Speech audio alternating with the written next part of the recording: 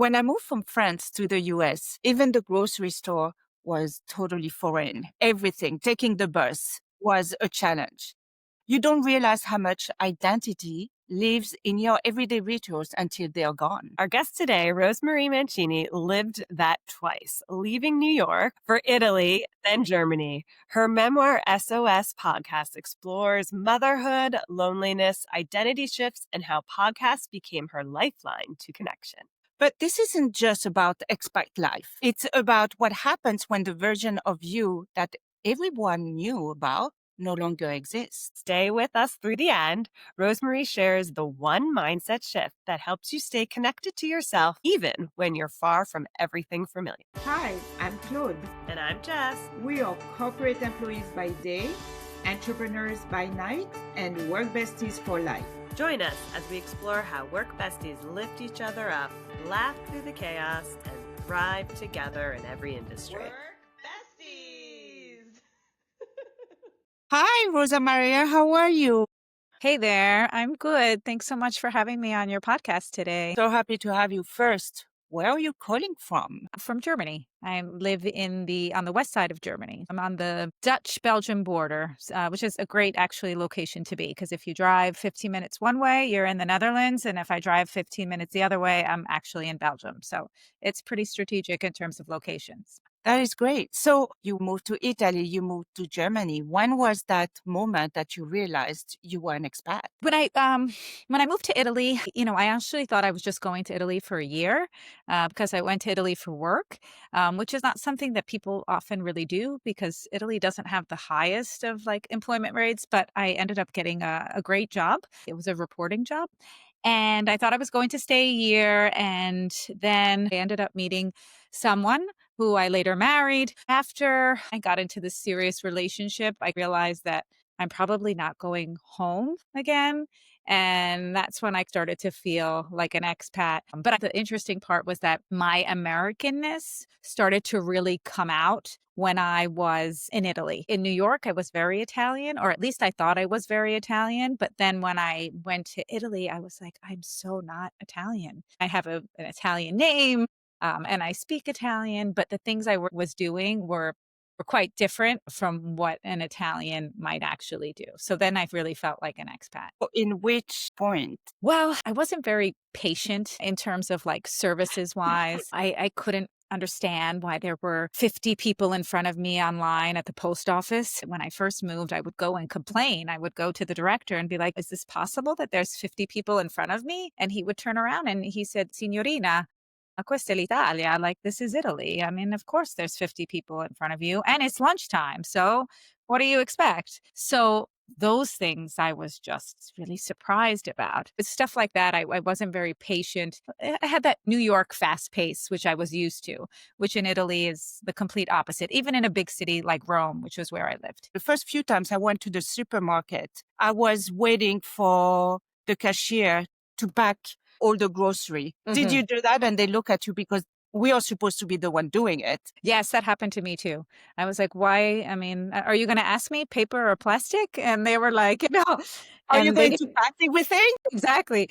You're not doing anything. So yeah. And they're so like, I always laughed at the point that they actually in Europe, they sit down when they bag groceries. While they check groceries out, the cashier is actually sitting. While in the US, I mean, they were just standing up and really moving quickly. And I mean, they do move quickly here, at least in Germany, but they sit. And I'm like, oh my God, they're sitting. How weird is that? They're completely different. Such Yes. minor things, but Yeah, it's like but it very makes a big different. difference. Yeah, for sure. Rosemary, you made a comment about how coming from the US, you noticed the differences between, say, patience and waiting. Were there any other things that you noticed that you then had to figure out ways to change within yourself? Yeah, absolutely. I moved a little outside of the city of Rome, and I would take the train into Rome every day, but there were constant, like every day was a delay. Every single day. They would explain that it was a delay because the train was not prepared. So I just couldn't understand that and I couldn't accept it. I had made friends like your commuter buddies. So I was like, we need to do something. Why don't we sit on the tracks? I was quite young at the time. I was in my late 20s.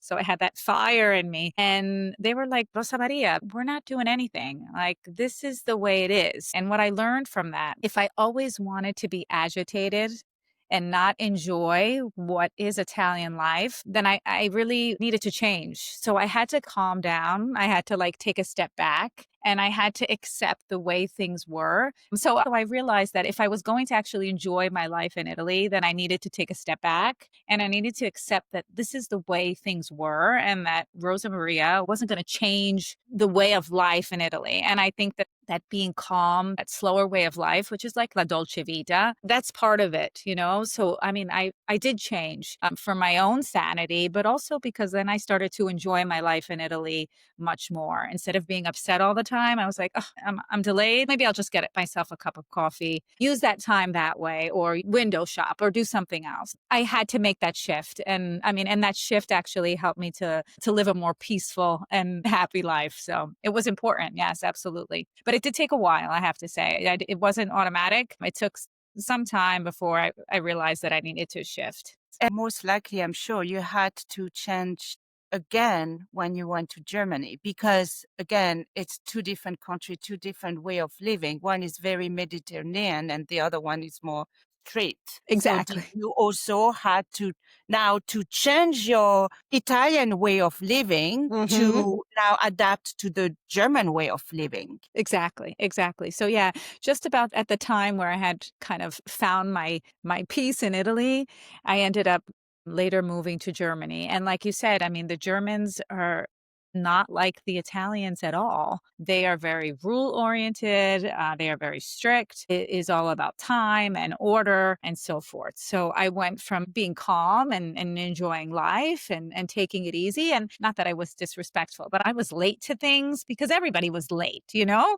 And then I came here and you cannot be late to appointments. You need to be there probably like 15 to 20 minutes earlier out of respect. So it was another shift. And this was actually quite different. While I mean, obviously I have Italian roots, so I could connect with the Italian culture and with the language wise, obviously. But in Germany, it was like the style was different, the language was different. So there were so many different factors to adjust to. And I've had to shift again to sort of also find my peace in this country per se, but that's a work in progress. I haven't completely found it yet. Rosemary, you've had to reinvent yourself multiple times. In the process of doing that, was there anything that helped bridge the connection to the local culture or ways that you found to help ease yourself into it? I write about this in my memoir and SOS podcast, but for me, the biggest transition I have to say was when I moved to Germany. I kind of felt out of place, but I also felt out of place because I didn't speak the language and because I was in a culture that really didn't belong to me. While the Italian culture I felt connected to, and I had like family that also lived in southern Italy. So there was always that connection. But here, there wasn't. So for me, the thing that actually helped me was podcasts. What started as sort of intermittent listening became regular listening. And what I found in podcasts was I found these people and these voices that were telling me that what I was feeling at that time was okay. The things that I might have been struggling with at that time was also okay. Like, for example, when I moved to Germany, I was in my late 30s, early 40s. And then, you know, it was hard to make friends. And I would listen to NPR's Life Kit, and they would tell me that making friends in your early 40s is like really hard. It's like getting a tooth pulled. Like, that's what they compared it to. That made me feel so much better that it wasn't just me that was struggling. So through podcasts, I was able to sort of deal with some of the issues that I was facing. And I really, of course, enjoyed the intimacy of podcasts. I liked having these voices in my ear and also wanted to stay connected back home to things and issues that I cared about. So I could listen to the daily from the New York Times and find out what the big news issues were. It really helped me to transition to this life that I had to adjust to here in Germany. So they were really my lifeline. They really saved me because I was kind of by myself. My husband went off to work. My daughter went to school. And then it was me. And I was like, what do I do with myself? Mhm. Who do I talk to? Yeah. So I had my podcast library. I could pick and choose what I wanted to listen to. What was it that caused you to become so connected to these podcasts? Well, I think the things that I was going through at the time actually helped me. Like at one point when I moved to Germany, I would say less than a year later, I ended up getting pregnant with my second child. So I needed to, I had obviously experience from a first child. The world changes and things change. Like I turned to a lot of like pregnancy podcasts to sort of help me with the different moments that I was going through. At the same time, I was listening to a lot of parenting podcasts to help me with my daughter. I always was wondering. I did a lot of listening about like bilingualism. So I really wanted to make sure that my daughter spoke English. Of course, she spoke Italian, but she was little. And then of course they speak German. So I was worried at first that my kids they're learning too many languages. But after I listened to podcasts, they were like, no, they're sponges. Fine. It's the Don't best. worry about it. It's all for the better. So it was really about helping me get through those different moments. And I'm a bit of a news junkie. So I really like news podcasts. I want to know what's going on in the world. And that would always help me, especially when you live in a place that is not, New York is the center of, at least for me, is part of like what we would consider the center of the world. I live in a rural town. It's in the middle of nowhere. It's strategically located, but we have bison up the block. People have chickens in there. I've obviously come to appreciate it and it offers a nice quality of life, but it doesn't help me to stay connected with what's going on. So podcasts were filling that void for me and they still fill that void for me. You're able to find your niche in your community without having to physically walk out the door to get it from everybody. Exactly, which is It's great. so funny how you're saying, the difference with the culture with Italy and Germany. My cousin actually lived for years in the Netherlands. He was working for the UN, and he married a Italian woman, and she moved to Netherlands, and she also had a very, very hard time because, again, it's two different, completely different culture. Yeah. Yeah, it's completely different. I mean, even the weather is really challenging. New York is very cold in the winter. I know my New York winters, but the sun shines, right? Like the sun shines, it's that brutal cold, but it's sunny. Like it rains like probably over 180 days a year here. So it's gray. It's gray. You're like And living in that's Seattle. yeah, I mean, and the Netherlands is like the same. The Netherlands is kind of like very rainy and wet. So that's hard. So I mean, I remember during like when I first got here, like I was listening to a podcast, I think if I remember correctly, it was called the Good News Podcast because I just was like, I need good news. So like it would just tell you like little snippets of good things that people were doing all over the world. And I was like, oh, that's going to bring me a little sunshine on a day when it's been pouring all day and the sky has been gray for hours. So yes, definitely a change from Italy where the sun shines a lot and the weather is just more moderate and temperate. That is a good trick to think about when you are down. Most people listen to like a song, but you could also listen to a podcast just to find those positive little bits Yeah. of Could even nuggets. listen to the Work Best You Yes, listen to podcast. us. I'm sure. Yeah. Yeah, because you need people to laugh with you, Yeah. you know? Laughter is also infectious. If you see other people having a good time, you have it with them? Yeah, Yeah. it's contagious, exactly. They always say the best way to turn discomfort into some type of connection is laughter.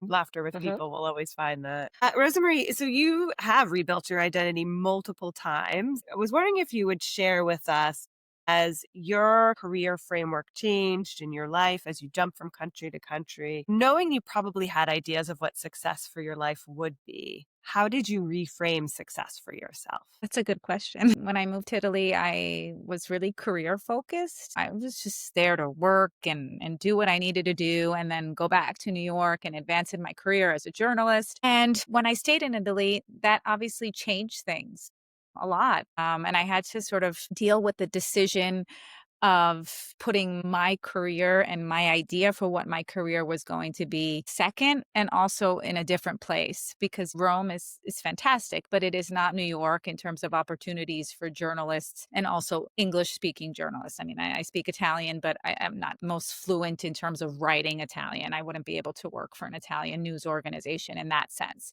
So what did I do? I thought about how I could actually change and reinvent myself. And so I moved into communications. And so still in the area of journalism, but I moved into communications and I was really lucky. I worked in the Vatican's press office, which was amazing. I worked when Pope Benedict was Pope. So that's in the 2008, 2009, that period. So I got this fantastic opportunity through my journalism contacts to work in the press office there.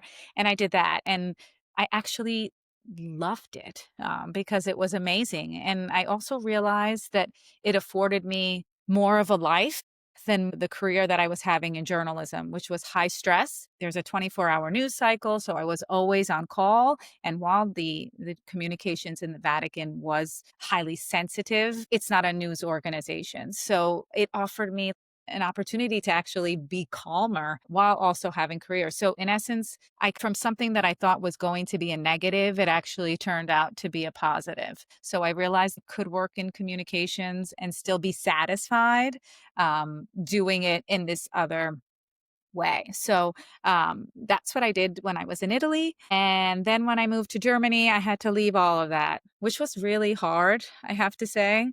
And you make these sacrifices for your partner. But my husband's job took precedence. He was in the Air Force. So we had to basically come. We had a choice. So we came and there I was. I had left my great gig at the Vatican and I'm like, what am I going to do here? So as I was walking around, I did walk a lot when I first got here because German people walk. I don't know where they're going. They really don't have a destination, but they just walk around. They like to walk. I think Kind they of New Like in New Yorker-esque. York I was gonna too. say, we walk around and stand in lines and don't even know what the lines are for. Okay, well then you see there are similarities. I didn't know that. So they walk a lot. I would notice that they're just always walking around and around. So I was like, I'm going to do that too, and I would stick my earbuds in and do that. But while I was walking around, I thought like maybe I'll use my time here to get a PhD. So I signed up for a PhD program. I'll do this during the time that I'm going to be here because we had originally planned to only be in Germany for 4 years. So I said I'll get a PhD, but I was also not a young student, and at the time I had a child and I was pregnant with my second. So it wasn't the easiest situation to be in. I thought, like, what better place to do this while I'm waiting out this period when my husband will then get sent back to Rome. So that's what I did when I was here. And again, like, changing it up a bit, thinking that when I'm finished, it'll open up some other opportunity for me, but at least I'll be doing something constructive. And actually quite challenging because it was really probably one of the hardest things I've ever done in my life. I didn't realize it was that hard, to be honest with you. I was like, oh, I'll just get a PhD.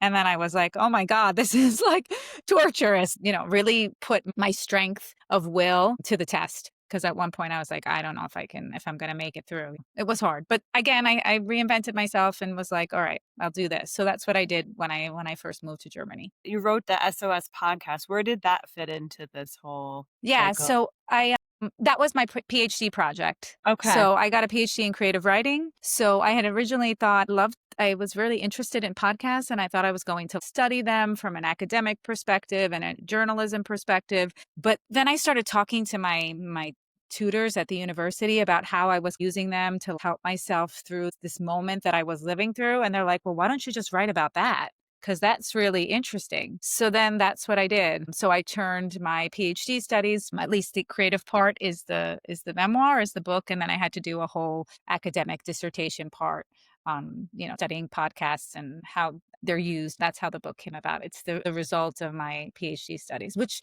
I thought I would be done with in 3 years, but it actually took 6. Yeah, it took 6. But you also had a child in the middle when you came and everything. So, Yes. Yeah. And that was why, I had 2 kids and I was trying to study and feeding one, and the other one was running constantly off. asking me, yes. And then there was COVID. It was just everything and anything happened. So And did you do your PhD? I got my PhD at Swansea University, which is in Wales. I'm in the UK. So I would go to the UK just probably about once a year to check in with my tutors and see them. But the most of it was online. I have to say that that was the thing I missed a lot, having this sort of social network. Yeah. because I loved having that at the Vatican. It was like actually quite fantastic because it was like a network of like priests and also lay people. But like, if you had a problem or you needed to talk to somebody about something, you'd go to the door of the priest because those were my bosses. They were priests and monsignors. So it'd be like, I'm struggling with this today. He'd be like, oh, just go to mass, go say a prayer, you're fine. There was this whole connection and this community of people. And then when you don't have that, and then you're in a foreign country, it's hard because you do feel Yeah. isolated and you feel alone. And friendships Rosamaria, are yeah, important. how did you find your people then in this new place? I'm an introvert, I have to say. I'm not the sort of the light at a party. I kind of tend to stick to myself. But I have understood being far away from my family, which I have a very close connection with, that I need people, that you need friends, that you need a community of people because it's just important.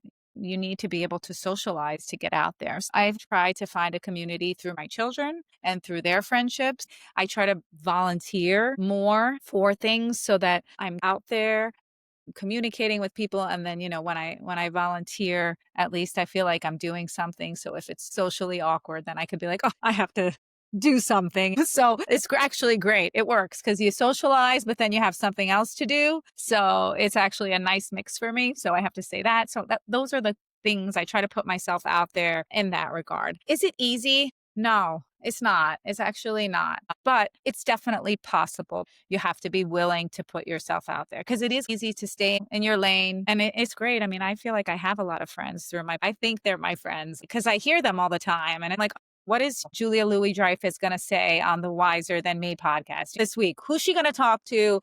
In some ways, I feel connected, but I also understand that those physical relationships are obviously very also important as well. With living abroad, how has the definition or your interpretation of friendship, how has that changed? It's changed a lot because when I lived in New York, I had such a tight-knit family and an Italian American family that we were always there for each other. I mean, I also have a sister. So when you have a sister, you feel like you don't need anybody else. You have a built-in friend always there. And my sister's great. I could always count on her. But when you live overseas and you're far away from those core people, your friends also take on a different role. And that might mean these are people that I might trust to watch my kids. Or the hardest part for me was when they ask you at school, who is your emergency contact? And when I first got to Germany, I was like, who is my emergency contact? I don't have an emergency contact. This is so scary, but I have a few now. So that's great. Yes. So, that friendship becomes even more important because you're away from your family and they're not replacing your family, but at the same time, they They become, can. yeah, I think they you can. can replace your family. I think that especially with the change of hour, if something happens, Of course.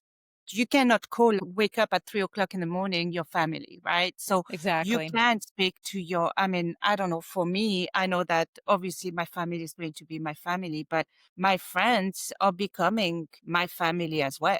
You're right. You're right. I think sometimes you feel like that you're like betraying them if you're like, or I feel like I would betray my family to be like, oh my God, they're kind of like my family. But I think you're right. I think they do kind of fill that role because it's people that like, if you have a problem, like I can't call my mom at 3 a.m. I'll give her a heart Right. attack, Yeah. if I call her at 3 a.m. But I can call my neighbor or I can Yeah. call my friend and be like, hey, I'm in a bind. Can you help me? My husband's away. Or can you grab my kid from school or something along those lines? So the friendships become even more important when you're overseas and you're trying to handle it all, per se. It's that saying, it's like the family That you you choose. choose versus the Yep. family you're You born that with. you're born It's, with. Yeah. okay. Exactly. It's just an extension of Hmm. family. It's not, to your point, that you're replacing one No, versus you the can't other in any replace. way. You're just expanding it. Exactly. Yeah.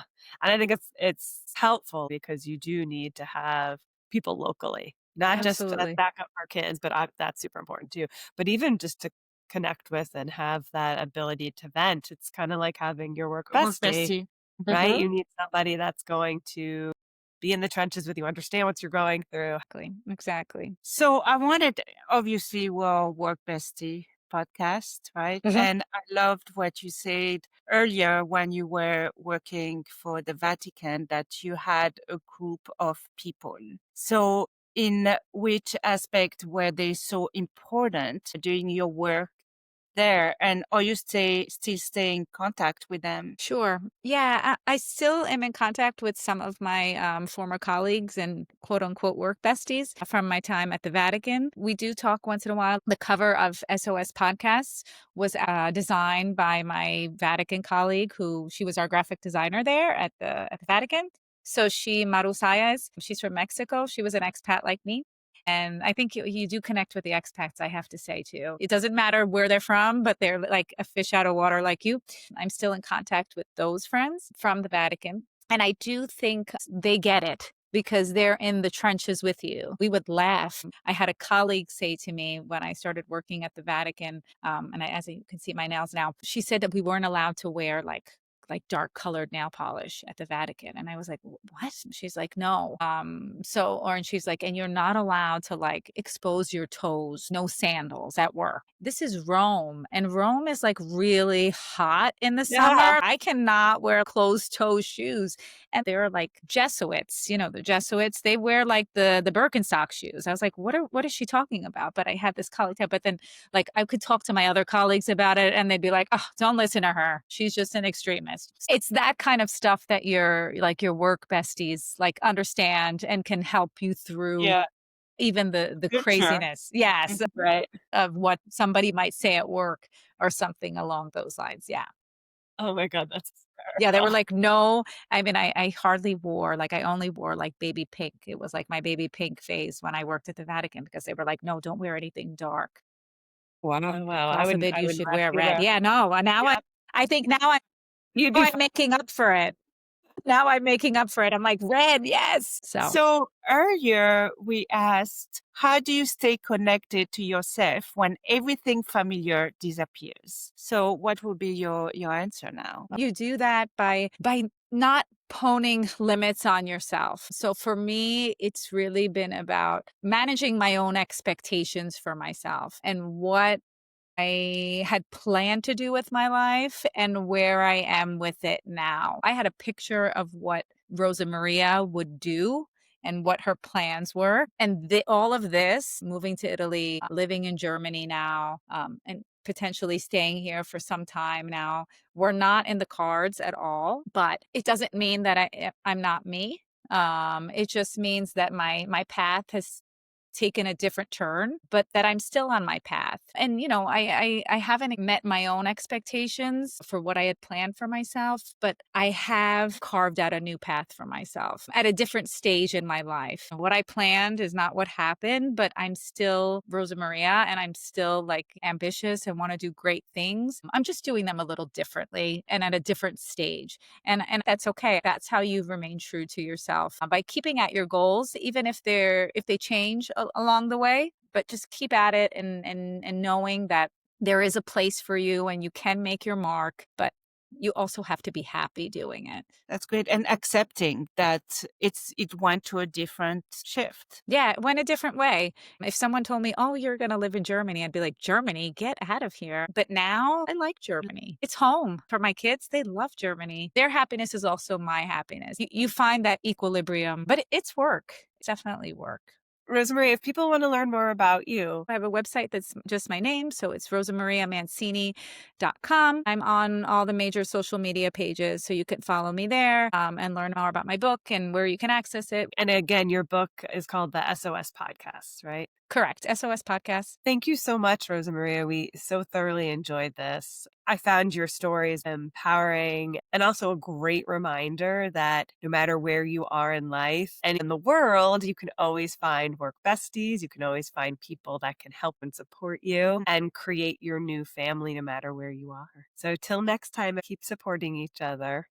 Thank you. Bye. Remember, whether you're swapping snacks in the break room, rescuing each other from endless meetings, or just sending that perfectly timed meme, having a work bestie is like having your own personal hype squad.